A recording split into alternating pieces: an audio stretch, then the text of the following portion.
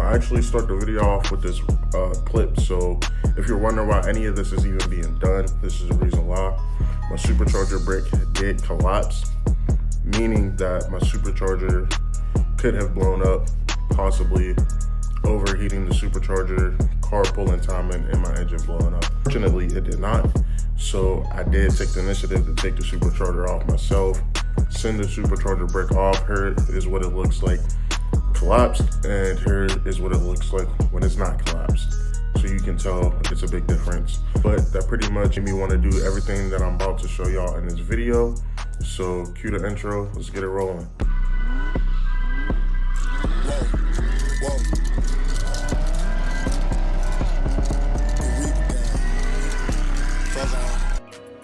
Yo, it's your boy Lico, back at it with another video, man. I ain't make a video in a minute, but today we'll be painting the supercharger lid.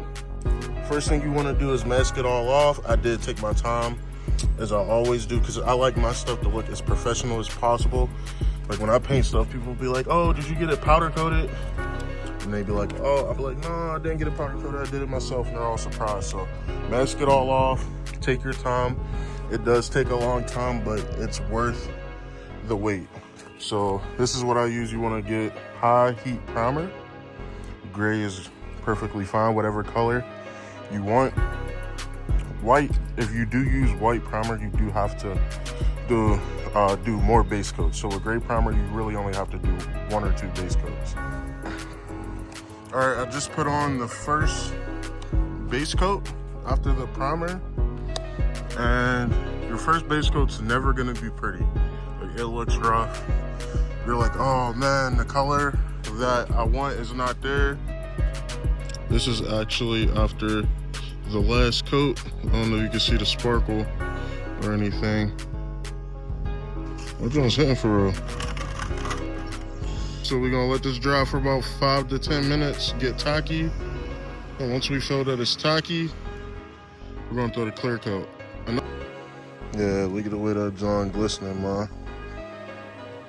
That's after the clear coat. That joint is flossing, bro. That joint's crazy. Straight Aquafina. And I swear the camera's not picking up how it actually looks. Like, here's the finished product with the lid with 3 clear coats. But that's pretty much it. That's pretty much how it's gonna look under the hood. It's gonna look nasty with that carbon fiber. I did want to show y'all something. Right now the car is apart, as you can see. I also did the valve covers. The fuse box also have a plaque coming with all of my build date and everything on there. I did do the expansion tank. I did the windshield washer relocation. I kind of made my own kit for that. We have the BR7 spark plugs. So basically what we're trying to do with the car is get inside the 700 wheel horsepower range with just bolt-ons. And a lot of LS people think that that's not possible, but it is very possible. I've seen a couple cars do it, and I will be one of those cars. And then once I'm done with school, I'm hoping to get a cam in this car. But here is the 5-inch RPM intake. It is very expensive, but it is worth it. I believe this intake's like $600. This is compared to the smaller intake. We also did send the blower to Kong Performance to get ported, and we also have a Nick Williams 103 throttle body. All right, guys, that is pretty much it, man. But like I said, I am hoping to get inside of that 700 wheel horsepower range with just bolt-ons. If we can do that, that would be crazy. And it's something that a lot of people don't think that LSA cars can do.